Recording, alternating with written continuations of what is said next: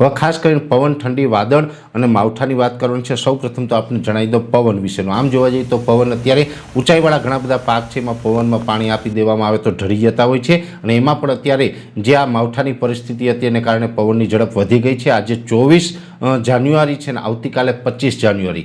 આવતીકાલે 25 જાન્યુઆરી મોડી રાત સુધી પવનની ઝડપ છે એ હજુ પણ વધારે રહેશે. અત્યારે જે પ્રકારે પવનની સ્પીડ વધુ ચાલી રહી છે આ જ મુજબની પવનની ઝડપ છે એ 25 જાન્યુઆરી 2026ના મોડી રાત સુધી ચાલુ રહેશે. ત્યાર પછી 26 જાન્યુઆરી સવારથી પવનની સ્પીડ નોર્મલ થઈ જશે. અત્યારે પવનની ઝડપ છે એ એવરેજ 15 થી લઈને 20 કિલોમીટર પ્રતિ કલાક છે, અને જેના ઝટકાના પવન હોય છે એ 25 કિલોમીટર પ્રતિ કલાકની ઝડપે ફૂંકાઈ રહ્યા છે. એટલે આ પવન છે એ સામાન્ય કરતાં ઘણો વધારે છે.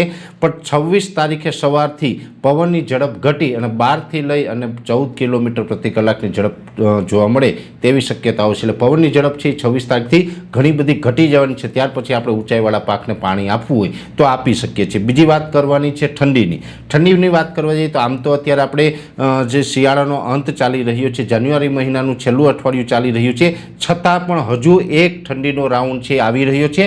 જો કે અત્યારે આપણે 26 તારીખથી જે ઠંડીનો રાઉન્ડ ચાલુ થવાનો છે એ ઠંડીનો રાઉન્ડ છે એ લગભગ 30 અથવા તો 31 જાન્યુઆરી સુધી ચાલુ રહેશે. એટલે હવે પરમ દિવસે એટલે કે 26 જાન્યુઆરી 2026થી ફરીથી એક તીવ્ર ઠંડીનો રાઉન્ડ આવી રહ્યો છે. એ ઠંડીનો રાઉન્ડ છે એ સારો એવો જોવા મળશે. પણ ખાસ આ ઠંડીનો રાઉન્ડ હશે એ છેલ્લો હશે. ત્યાર પછી ફેબ્રુઆરી મહિનાના પ્રથમ અઠવાડિયામાં ઠંડી હશે, પણ એ નોર્મલ હશે.